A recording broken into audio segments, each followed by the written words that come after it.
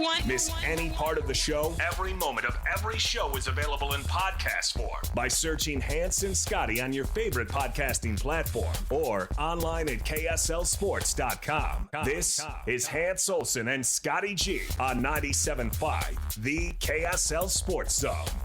Hans and Scotty, 97.5, the KSL Sports Zone, kicking off the final hour of the show. Let's talk a little college hoops. Aaron Torres, Fox Sports Radio, right here on 97.5, the KSL Sports Zone. Aaron, how you doing, man? Aaron.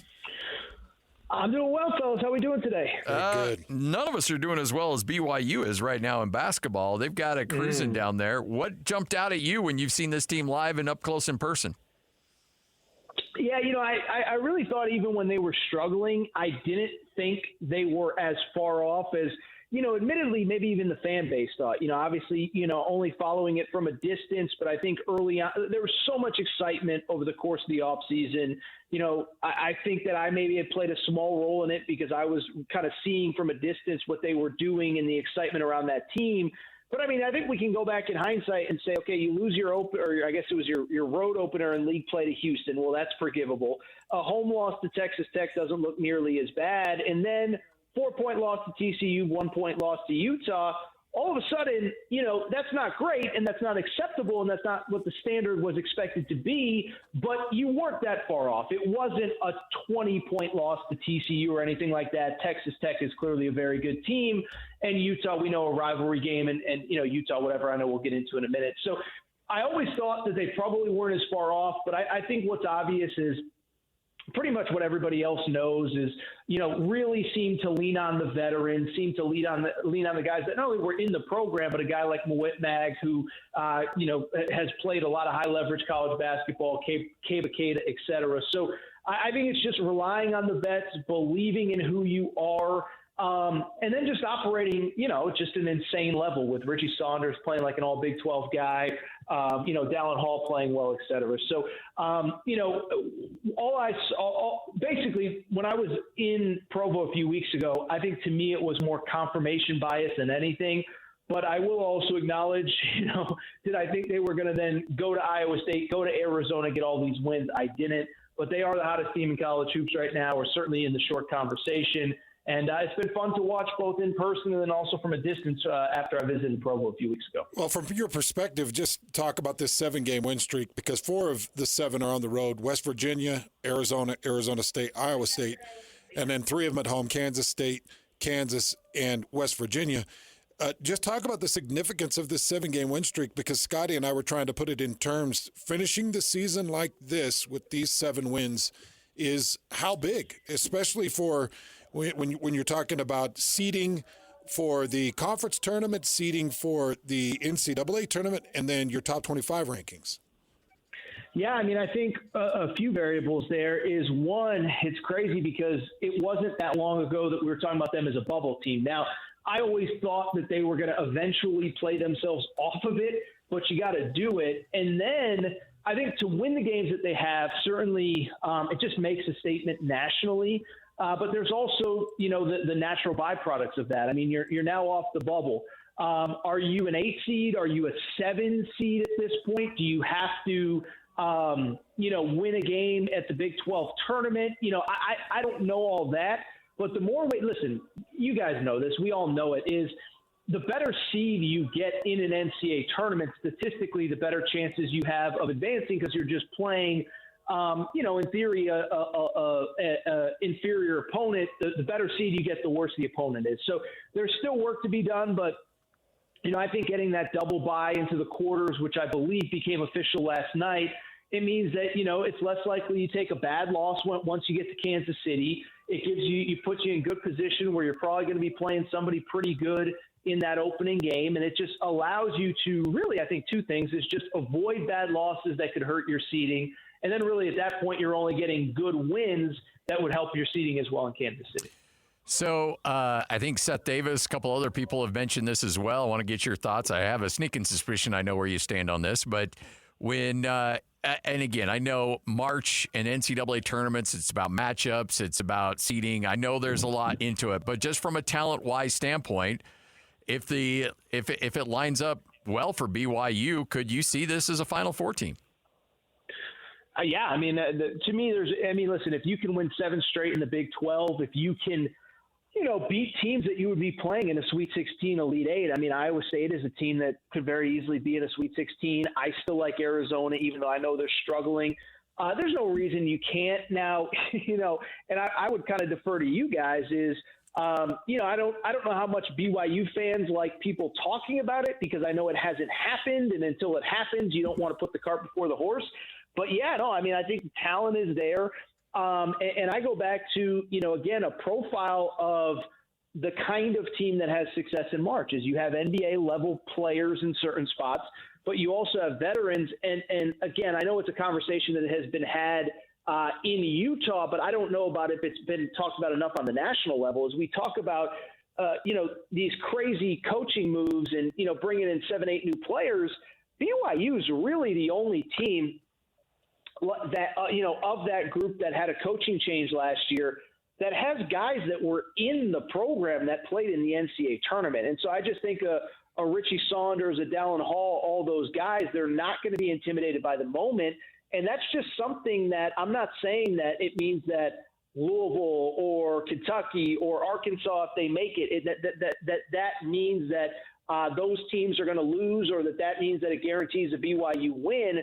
But it's not just having veteran guys, and it's not just having veteran guys that have played in the tournament. It's having veteran guys that have played in the tournament in your uniform. I think that's only an added benefit, and we'll see if it has that trickle down effect once we actually get a bracket here in about 10 days from now. Aaron, where do you place the Big 12 right now, just in terms of all conference play? How strong are they? In my opinion, I think it's the second best conference. I mean, it's hard to argue against the SEC. I know the Big Ten. Let me put it this way. I think the Big Ten is probably better first team to last team, which sounds crazy because it's a bigger conference. The Big 12, I do think, once you get past about Team 7, Team 8, it's really tough. But I think if this was like an ACC SEC challenge or an ACC whatever challenge where you just put the top 8 against the top 8, I think let me put it this way. I think there's probably more really good teams from team about 1 to 8 in the Big 12.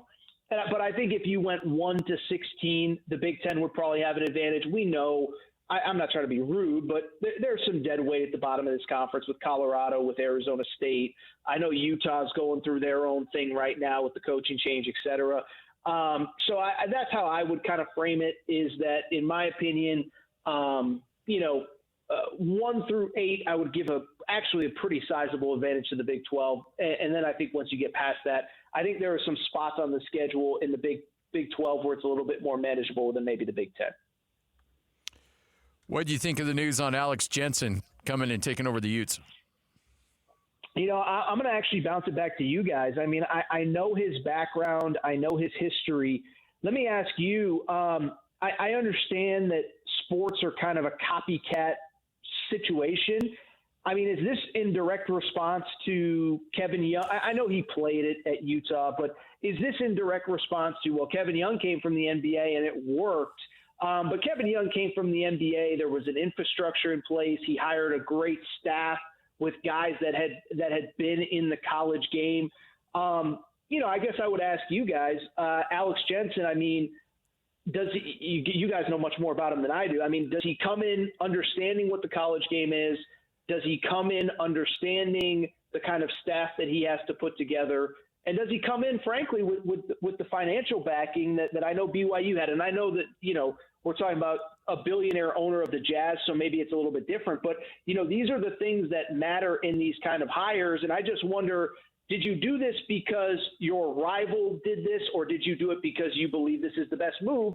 And again, I'll defer to you guys, and I'm curious, actually. I want to hear as much as you guys can share publicly, because I think those are the questions that have to be answered. Well, in terms of the copycat situation, Alex Jensen was the first offer made when they eventually had to go Craig Smith. And so this was not the first time. This is not the first time they'd gone after Alex. Alex was in a situation, and there were things going on with the Jazz that made him want to stay. That's when the Jazz were really close in hopefully trying to make a run. And then he was a hot topic in terms of NBA head coaching, and I still think probably could have got himself a head coaching job before the Quinn Snyder era ended here the way that it did in Utah. So it was not the first time that he had been presented the opportunity, so I can see why somebody would say that it could be a copycat situation, but Alex could have had the job 3 years ago or 4 years ago, right, and just didn't quite line up in his timeline at that point.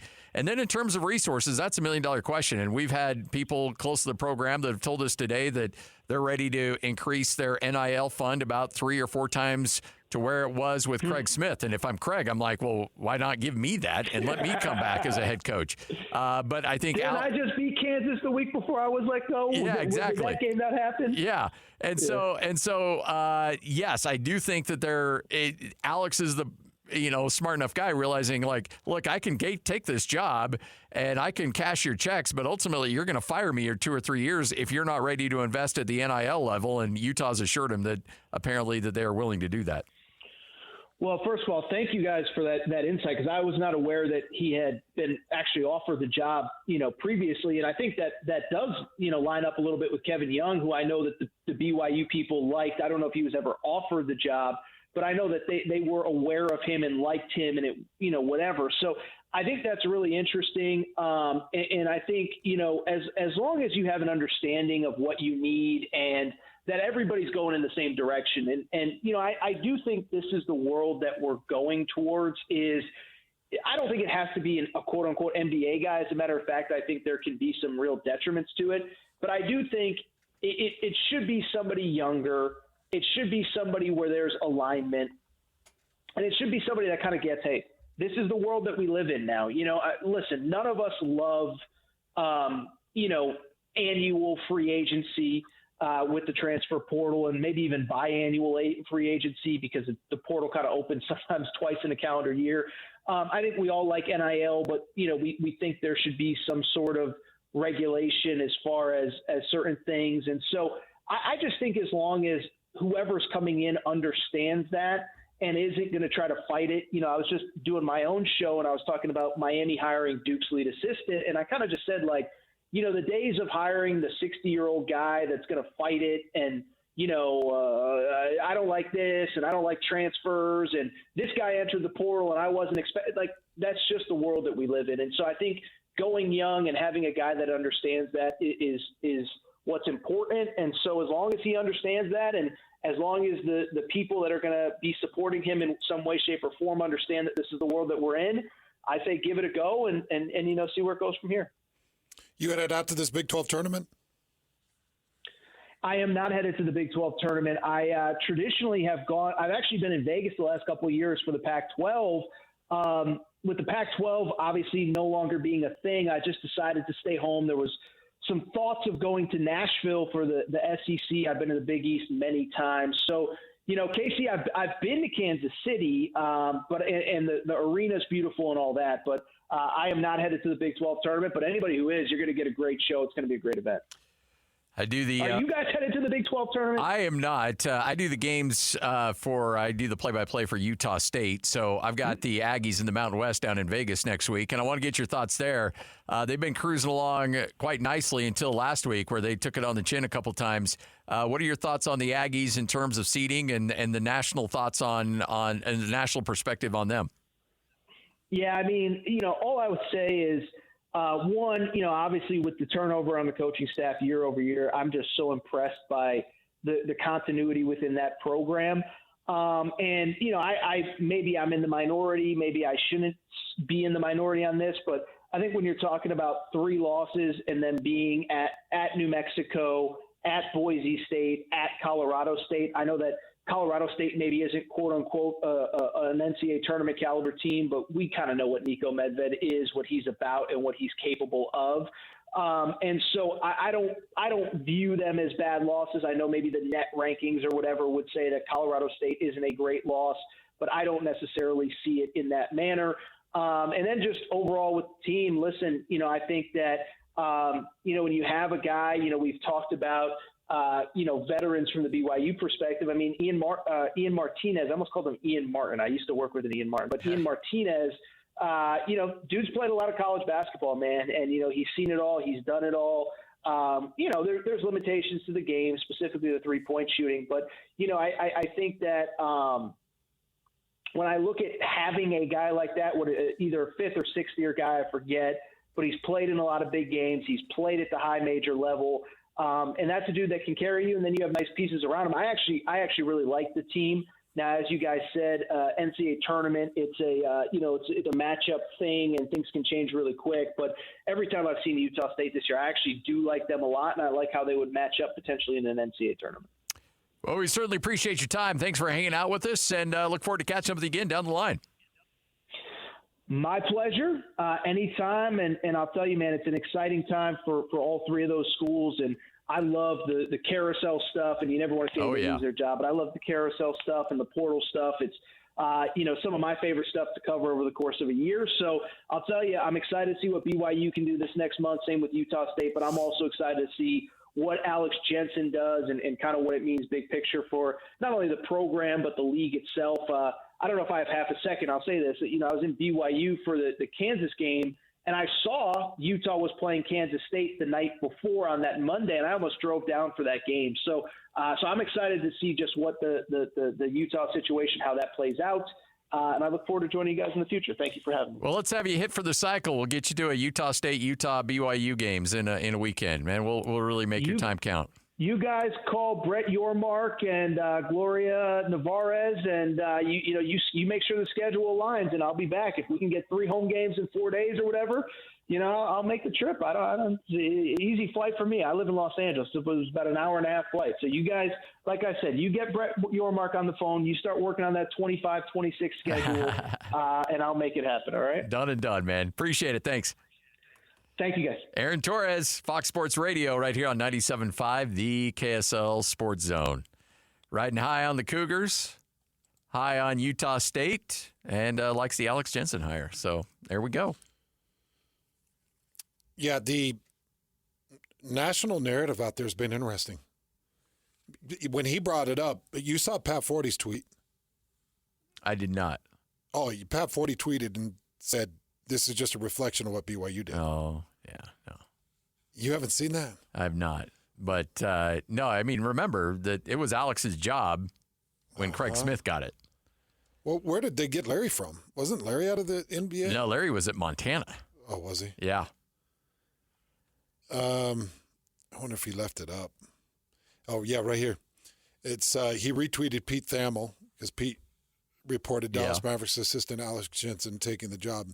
And he said, Utah following BYU in hiring an NBA assistant. That's stepping in it right there, man. Yeah. That's a hot fire. I don't think it's about follow the leader. What I do think it's about is an arms race. Oh, yeah. No, there's no doubt. And now you can also say, and I've said that, frankly, I don't think Craig Smith gets fired if BYU isn't good this year. I think that accelerated the process a lot more. Saying that with Craig Smith even getting the win over BYU. Yeah, too. exactly. Mm-hmm. And look, the guy beats Kansas, and a week later he's fired. Come on.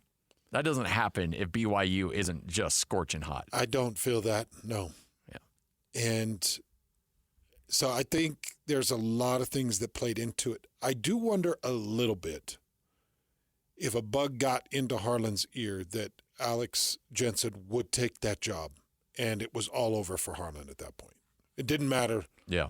Once he knew he had Alex, I kind of feel like he's had Alex all along. That might be wrong, but it kind of feels like that was the object going way back.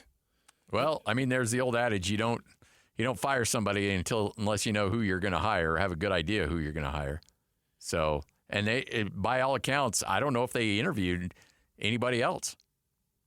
I guess Steve mentioned they did interview Andre Miller, but that may have been an interview for the assistant job anyway. You know how sometimes NBA or NFL guys will interview a bunch of people and then they'll hire their guy like, hey, by the way, this guy had a really good interview. Get him on staff. So it's a good question. Who else did they reach out to? I'm sure there'll be a press conference probably early next week introducing Alex Jensen as the new head coach at the University of Utah. All right, 2:30 coming up next. We'll spin the wheel. A little sports roulette straight ahead. 97.5, the KSL Sports Zone. This is DJ and PK. Greg Wyshynski, senior NHL writer for ESPN. How long should it take for a rebuild? And I've asked this question, and it does seem to put people on the defensive because the assumption is that it's taking too long. How patient should people be here, and how much does it pay off to be patient? Patience is the virtue here, because to be contending now this late in the season is great. You want that. You want fans to get excited about a playoff race and hopefully to get excited about a playoff appearance. But as far as making the playoffs or even being a contender to advance out of the conference, they've got plenty of time between the budget that the Smiths will have for this team in the next 2 years as far as talent acquisition and the foundation of young players they have. They're primed to do some really, really big things in the next 3 years. Catch DJ and PK mornings from 6 to 10 on 97.5, the KSL Sports Zone. The wheel is loaded, and it's time to talk some sports. This is Sports Roulette with Hans and Scotty on 97.5, the KSL Sports Zone. It is Sports Roulette, where we take some of the big storylines, we put it on a roulette wheel, we spin it, wherever that little ball lands is what we end up talking about. Hope you're all having a great Thursday. I love Thursday. It's rainy. It's March, and conference tournament coming up next week. God bless America, man. Yeah, when do you head down? Not sure yet. Either probably Wednesday, I'm thinking. But I don't know. I will keep you posted. Whenever they tell me I'm leaving, essentially. Apparently, it's not a good thing to ask for the Big 12 tournament to be moved to Vegas. Ooh, yeah. I mean, we can say it on the air. And we have. I would prefer it. But let's not put it in writing. If there's one thing you've learned about today's show, just don't put it in writing. My goodness. Yeah, but I'm more than happy to say move everything Big 12 to Vegas. Oh, please. yeah. Because Big 12 Media Days in Vegas was amazing. It bums me out that it's moving back to Dallas. And I actually tweeted that out. Fortunately, I'm not catching the heat that some other people are catching. Yeah. But now I may need to go back and find that tweet and delete it. It's just a harmless little, hey. Who doesn't like Vegas? I'm just saying I'm being selfish. It's easier for us to send everybody to Vegas than it is to send everybody to Dallas. It's just budgets. Hey, and what's wrong with being a little bit selfish? Nothing. Nothing. There's one thing we've learned about the world we live in right now. Everybody's a little selfish. I mean, to this guy's point, Kansas City is a frozen tundra. Yeah, look, the BYU basketball team couldn't get out of Iowa because of storms. They were locked into Ames for hours. Yeah, I think they just got back this morning. They did. So, come on. Everybody relax. The Big 12 basketball tournament should be in Vegas. I would probably be down there this week if it was. Yeah, absolutely. We'd have the whole staff down there. That would be a lot of fun for me. Yeah. I would love to see a BYU-Iowa State rematch. Yeah. And I kind of want to see BYU Houston, too, if that could possibly happen. Well, the thing is, with BYU getting that double bye, they're playing somebody good right out of the gate. Like, there's no tune-up game for BYU this year. No, it's heat out of the gate. Yeah. They kind of need to get one win. To get that 5 or 6 seed, yeah. Yeah. I think so.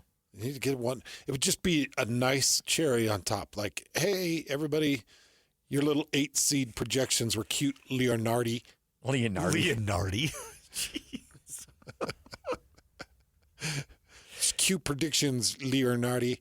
Have you ever seen him? No. Have you, Scotty? Yeah, I sat next to him. Oh. The time you got all mad about that I kept Wilner off your show? Yeah? That was the same time? Yeah. So I had Wilner right here, and I had Leonardi to my right. Leonardi. He's, never mind. I can't say it. He's good with brackets, apparently. Yeah, he likes his brackets. But he doesn't like BYU. Ooh. Not moving them anywhere. Not moving them. He's got to move them now. He's staunch and stiff on that whole thing. They're an 8. They're staying an 8. Well, I can't wait. This is going to be a great NCAA tournament. Where, Utah State-wise, where are we at right now? Well, speaking of Leonardi, he's got him still at that 9 seed, which is shocking to me after the 2 losses they had last week. Okay, so he loves him some Aggies, hates him some Cougars. Hates the Cougars. All right, let's get to it. Lloyd, spin that wheel.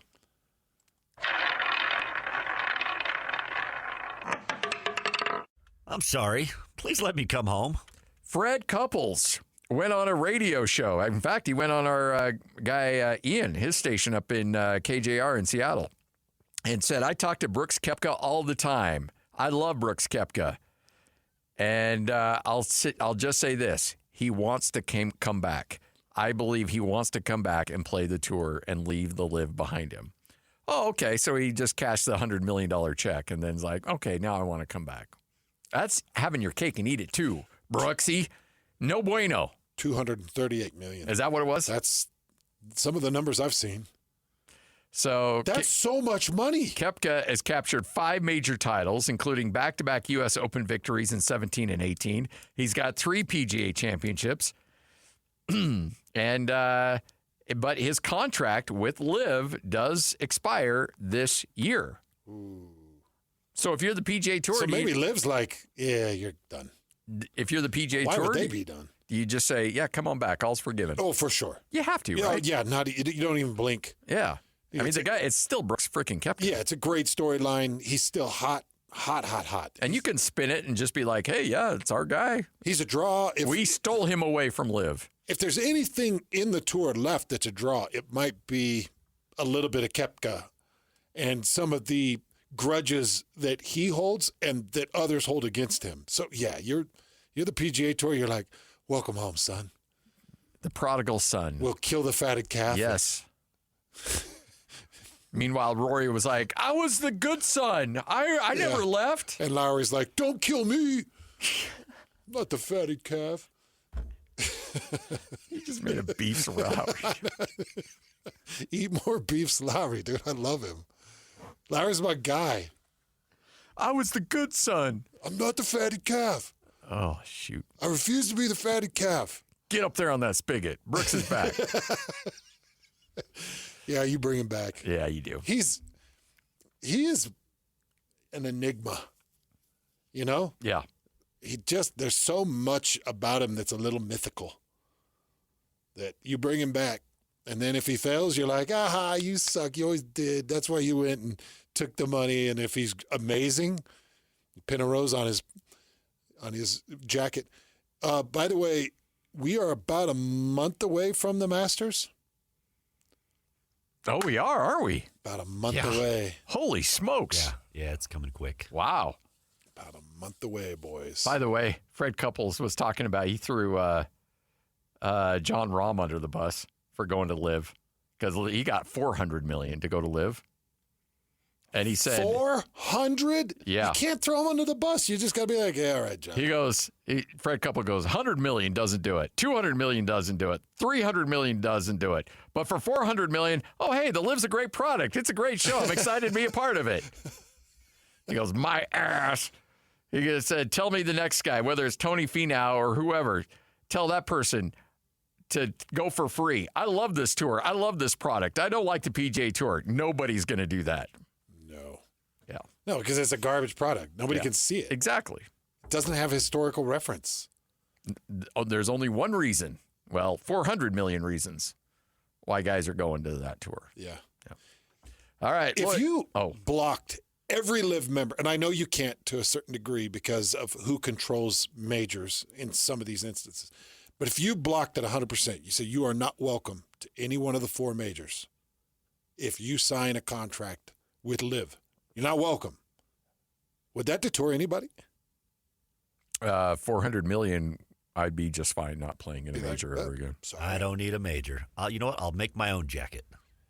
What the LIV did was they said, let's go get the best golfers and make everybody force them to open it up because, well, you can't have that major without these golfers. Yeah. Like John Rahm, you got to have him in your majors. He's the best in the world. I mean, look, if we got somebody offered us $4 million to do radio in Laramie, Powder River, let her buck. Let's go. Oh, my gosh. And we had to wear GoPros on a helmet. That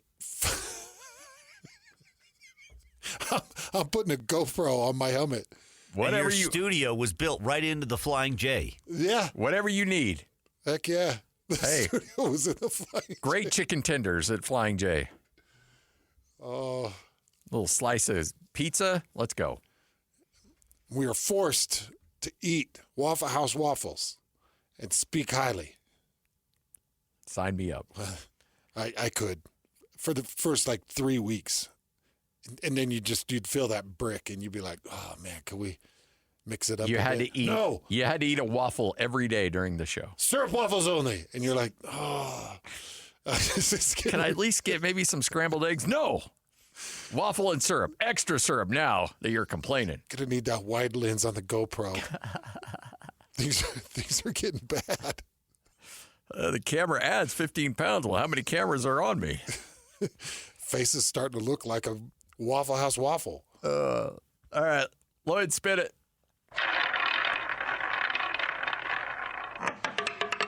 We need to pay you less. The Cleveland Browns just continue to swirl into regret with Deshaun Watson. Worst contract in NFL history. Number one. Has to be.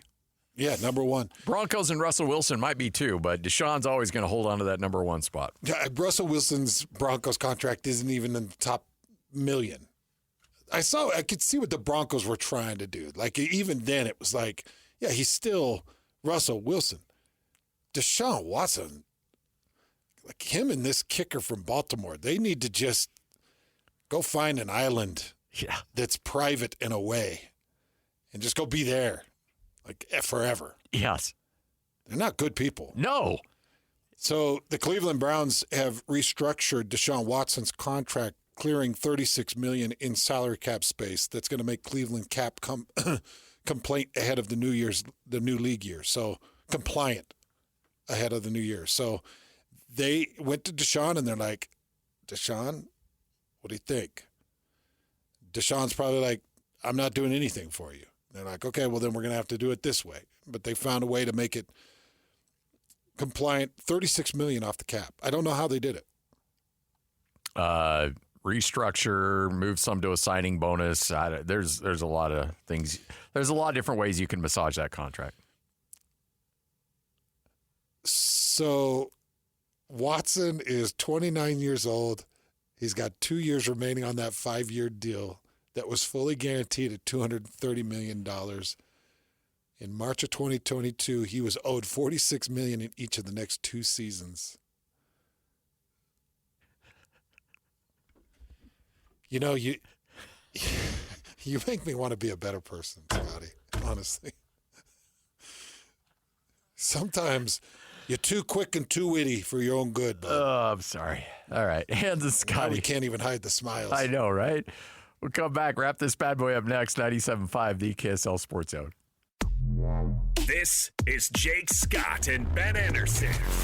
Will Hardy was blasted away about not stepping up and taking advantage of opportunities. I think what is probably hard on Will right now is when he's talking about this opportunity, he knows not all these players are going to be back next year, and some of these guys are auditioning for their opportunity to be back on this team next year, and they may not realize it. And if you haven't proven that you are worth investing in long term, your name's going to be on the chopping block. We've all had friends who are like, hey man, probably time to start taking this a little bit more seriously. Or coworkers, it's like, hey, we should probably lock in a little bit. You know, I want you to be doing the right thing. I wonder if that's where some of this frustration is from Will, that he is trying to give them the best opportunity to survive the next round of cuts, and some of the guys aren't taking it seriously. Coaches are into accountability. Coaches are into discipline. They're into building good habits. I want to teach you to play hard. I want to teach you to build healthy habits that lead toward mutual success. And benching is a healthy part of that. Hear Jake Scott and Ben Anderson every day from 10 to noon on 97.5 The KSL Sports Zone.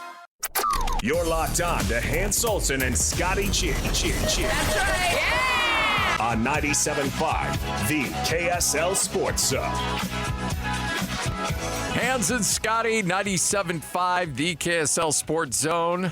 We going to do that tomorrow? Yeah, that's tomorrow. Okay. You just got off the phone with one great Britton Johnson. He's got thoughts. Yeah, and obviously, teammate of Alex Jensen, close friend of Alex Jensen, and he, Britton just dispelled a couple of rumors. Yeah. But we'll let him dispel those tomorrow. And, yeah, we'll be talking to him out of the gates, isn't it, Lloyd? Yeah, so Yeah. We'll probably hit that conversation right around noon. I did see Britton Johnson once get really upset with Alex Jensen, and it was one of the funniest things I've seen. We had the Jazz one year did this broadcaster dinner thing. It was before we brought you over, but everybody that was associated with the broadcast had a dinner with the coaching staff, and Dennis Lindsay was there, and so Alex Jensen sitting next to Britton because they're boys, they played together, and Alex goes on and says, "Boy, somebody brought up Rick Majerus," and Alex goes, "Yeah, people just don't understand how hard it was to play for Rick Majerus." And Britton just lost it. He's like, "You were the golden boy. Oh, really? He loved you. I was the guy who got the punishment," which, by the way, is 1,000% correct. Like, Britton was the guy who caught the wrath. And Alex was the chosen. Alex was, look, Rick hired Alex to be an assistant at St. Louis with him. Well, then Britton did what was right. Oh, no, Britton called him out on it. Goes, "Oh, you shut your mouth. I was the one who took the wrath of Rick Majerus. You were over there feeding him grapes and slices of pizza. I was the one getting the beating." And he was pretty much accurate on that. We'll get that story and more from him tomorrow. Yeah, absolutely. Excited to get his thoughts on Alex Jensen's return and what that means for the running Utes. But by the way, to Britton, Britton's fired up. A lot of former Utes are fired up today. Yeah, we picked up the phone call and it was screaming for about 2 minutes, and you could tell. Yeah. That all of Utah is in a good place, and rightfully so. They need it. They deserve it. Britton Johnson will join us coming up on tomorrow's show. We'll be down in Nephi, Bar W Beef. Make sure to come by to Nephi. I know, it's a bit of a drive. It'll be worth it. Hans and I are doing it. You can do it as well. Come hang out with us. Bar W Beef down in Nephi, 97.5, the KSL Sports Zone.